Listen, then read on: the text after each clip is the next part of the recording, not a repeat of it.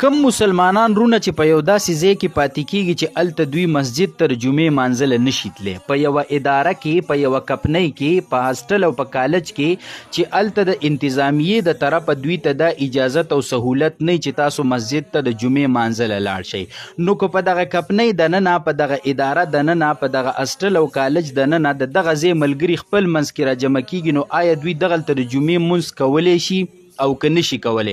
او که کوي نو اسانه طریقه به یې چې په اسانه طریقه باندې دوی خطبه مو ووایي او د جمعې مونځ هم وکړي. جواب: ګوره جی، د جمعې د مونځ دپاره شرط مسجد نه دی ښه، د جمعې مونځ د مسجد نه بغیر هم کیږي، نو مسجد ورله شرط نه دی. د جمعې د مونځ دپاره شرط چې کوم دی خاریه ده، چې مصر وي، خار وي، شهر وي یا اطراف د شهر وي، صحیح شول؟ او که نه شهر وي او نه اطراف د شهر وي نو بیا د قریه کبیره وي، لوی کلی دی وي، غټ کلی دی وي چې د هغې آبادي کم از کم 2000 2500 3000 آبادي وي د هغې، او داسې بازار پکې وي چې د هغې نه ستا ضروریات زندگی پوره کېږي، قصاب پکې دی، ډاکټر پکې دی، جنرل سټور پکې دی، صحیح شوله؟ لوار او ترکاڼ پکې دی چې ستا هغه ضروریات زندگی ترې نه څه کېږي، هغه پوره کېږي، نو بس دا قریه کبیره ده او په دې کې د جمعې مونځ څه دی جي؟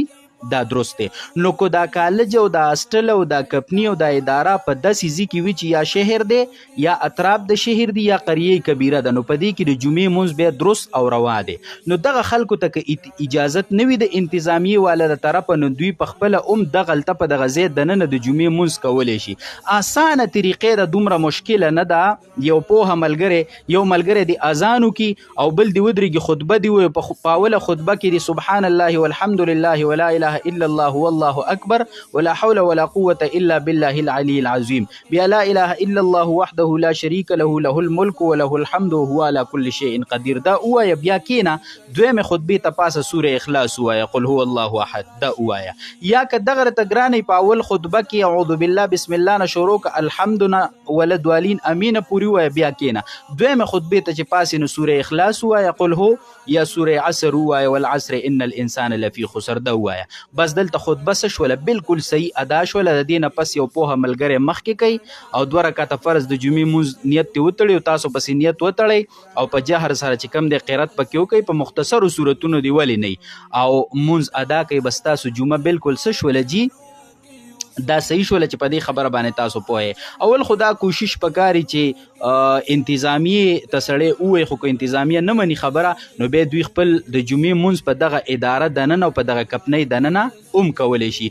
یوه خطبه دې نه وایي، یوه خطبه باندې هم د جمعې خطبه ادا کیږي، واجب پیدا کیږي، خو دا د سنتو خلاف ده، دا سنت متوارثه دی ته وایي. د هغه وخت نه داسې 2 خطبې چې کوم دی دا څه دي، دا را روانې دي، نو دغه طریقې سره د خطبې ووایي او مونځ دې وکړي، نو دوی به د جمعې د مونځ د هغه ثواب نه محرومه نشي. وصلی الله علیه. د جمعې په مونځ کې به کم از کم تعداد د مقتدیانو څومره وي؟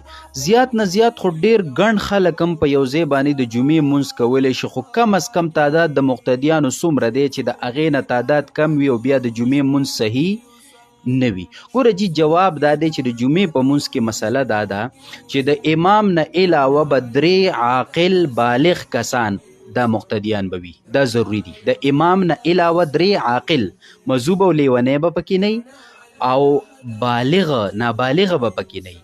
که د 3 نه تعداد کم یا پکې یو نابالغ او یا پکې یو مذوب او لیونی یا داسې د 3 نه تعداد کم، نو بیا به د جمعې مونځ صحیح نه وي.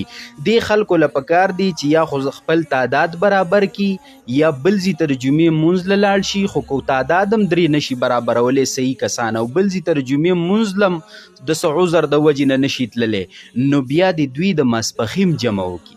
په مسله باندې به پوه شوي، بیا د دوی د ماسپښین جمع وکړي، بیا د دوی د جمعې مونځ صحیح نه دی چې په دې مسله باندې تاسو پوهئ. او دا مسله ګوره صرف د جمعې په مونځ کې ده ښه، په دې نورو مونځونو کې دا مسله نه ده. دا نور مونځونه خو که یو امامي او یو مقتدي نو اومې جمع کېږي، تر دې که دا مقتدي بالغ نه دی، نابالغ هم دی خو سمجدار دی، نابالغ هم دی خو سمجدار دی، نو بیا یې هم جمع کېږي. خو د جمعې په مونځ کې چې دا کومه مسله ده نو دغه تاسو ځان سره یاد ساتئ. دویمه مسله دا ده چې د څه عذر د وجې نه یو فیملی ده، کورنۍ ده، د هغوی دشمني ده او د دشمنۍ د وجې نه دوی عام مسجد ته نشي راوتلی، یا د حکومت د وجې بعضې پابندۍ لګېدلي، لکه د مخکې ورځو کې دا بیمارۍ تېرې شوې د هغې د وجې نه چې مسجد کې ګڼ کسان نه پرېږدي یا نه راځي، صحیح شوله، نو هغوی په کور کې جمعه کولی شي که نشي کولی. نو ګوره جي دې کې مسله دا ده چې په کور کې جمعه کولی شي، چې داسې عذرونه وي کور کې جمعه کولی شي، خو په شرط دی چې دا ښار وي او یا اطراف ته ښاریې وي او یا ډېر غټ کلی وي چې جمعه پکې روا وي، نو بیا کولی شي 2 اذانه به کوي، ماسپښین ټایم چې داخل شي لومبنی اذان دې وکړي، بیا د سنت وکړي او بیا د هغې نه مخکې چې کوم دی خطبې دپاره د یو کس ودرېږي 2 خطبې دي ووایي، صحیح شوله، او د هغې نه پس دی د جمعې مونځ دا چې کوم دی وکړي، نو داسې عذر چې وي نو بیا د جمعې مونځ کیږي چې په دې مسله تاسو پوهئ. بله مسله دا وکړه چې په دفتر یا په کور کې څوک چېرته د جمع مونځ کوي، جمعې نه د جمع مونځ کوم، عام جمع مونځ خبره کوم، نو دې دپاره آیا اذان ضروري دی که ضروري نه دی؟ جواب دا دی که کله کله داسې وشي عادت نه جوړول پکار، ځکه د مسجد د ثواب نه او د جمع د اجر نه هغې نه به محروم وي.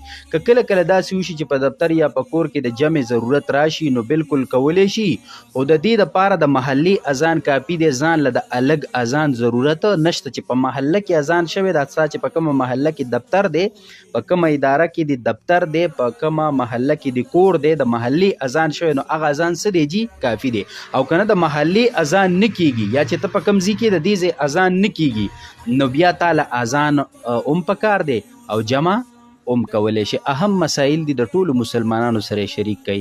وصلی الله وینه مریض ته د ثواب په نیت ورکولی شي او که نه، او په دې کې ثواب شته او که نه شته. وایي چې موږ د یو عالم بیان واورېده، هغه دا خبره کوله چې مریض ته وینه ورکول خو جایز دي، خو په دې کې به د ثواب نیت نه کې، ځکه چې وینه نجسه ده او حرامه ده، او په نجس او حرام سیز کې چې څوک د ثواب نیت کوي نو په دې سره دی د ایمان نه خلاصیږي. نو د دې خبرې لږ وضاحت وکړه. جواب: ګوره چې دا خبره خو ټیک ده چې وینه نجسه ده او حرامه ده، د قرآن کریم په آیت سره صفا طور ثابت دي چې وینه قطعي نجسه ده او قطعي حرامه ده.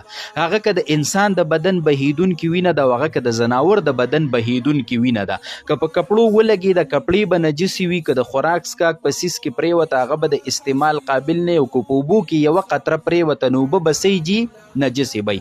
او حرامه ده، هیڅ قسمه فایده اخیستل تی جایز نه دي په عام حالاتو کې، په نارمل حالاتو کې. زما د خبرې ته لږ سوچ کوئ ښه. په عام حالاتو کې، په نارمل حالاتو کې د دغه بهیدونکي وینې نه هیڅ قسمه فایده نشي اخیستی، او که څوک ترې نه فایده اخلي نو په دې به دا سړی سخت ګناهګار وي او د الله په نسبت څه وي، مجرم به وي. اوس حادثه داسې پیښه شوه چې د یو مریض په حق کې یو ماهر ډاکټر دا فیصله وکړه چې که ده ته دومره وینه څوک ورکړي او د ده بدن ته دا وینه وخیږي نو د ده زندګي به بچ شي، او که دا وینه څوک ورنکړي نو د ده زندګي یقیني څه کې ده، په خطره کې ده. نو دلته اوس ضرورت شو، دا خو نارمل حالت نه دي، عام حالت نه دي. دلته اوس ته دې مریض ته وینه ورکې نو دا خو ته فایده اخلي، نو دا جایز شو، یعنی ګناه پکې نشته. صحیح شوله که نه؟ خو دلته د ثواب د نیت خبره ده، نو د ثواب نیت به په دې وینه نه کې چې په دې وینه ماته ثواب ملاوي. په وینه به د ثواب نیت نه کې، وینه نجسه او حرامه ده. ټیک شوله؟ د ثواب نیت علما وایي چې د ثواب امید شته، خو چې کله دا نیت چې یاره دا انساني همدردي کومه زه او په دې سره به د دې انسان زندگی بچ شي، نو په دې باندې امید شته چې الله به دله څه ورکړي، اجر به ورله ورکړي، او دلته بیا د ګناهګارېدو او یا د ایمان د خطرې څه خبره نشته. دا مسله دارالعلوم دیوبند هم ذکر کړې ده، د کراچي مفتی انعام الحق صاحب او بعضې نورو فتاوو هم دا مسله څه کړې ده، ذکر کړی ده. اوس دا خبره چې دا بلډ بینکونه چې کوم دا ادارې دي د وینې والا چې د وینې عطیې ورکوي او ثوابونه وګټي او جنتونه وګټي، او چې د یو انسان زندگی انسان له دې وینه ورکړه او یو انسان دې بچ کو لکه چې ټول انسانیت دې بچ کو، نو دا خبرې صحیح نه دي. او نه به داسې ادارو له په عام حالاتو کې وینې ورکوي چې دا پتې نه لګي چې آیا دا دوی خرڅوي که څه پې کوي، ځکه خرڅول هم جایز نه دي. دا بیع باطله ده چې څوک وینه خرڅوي، نجس او حرام سیز دا مال متقوم نه دی، نو دا خرڅیږي نه، بیع باطله ده، پیسې حرامې دي، اخیستل خرڅولي ناروا دي. د یو کس سخته مجبوري شي او په پیسو ورته ملاویږي هغه خو بیله مسله شوه. خو عام حالاتو کې، نارمل حالاتو کې چې دا کم د بړا چړاکر خبرې کیږي چې دومره ثوابونه او دا وګټي او ټول انسانیت بچ کوي، نو دغه خبره کې لږ احتیاط پکار دی. باقي چې دغه خبرې مسلې کم وضاحت نو هغه ما ستاسو مخې ته کېښوستو. وصلی الله علی النبی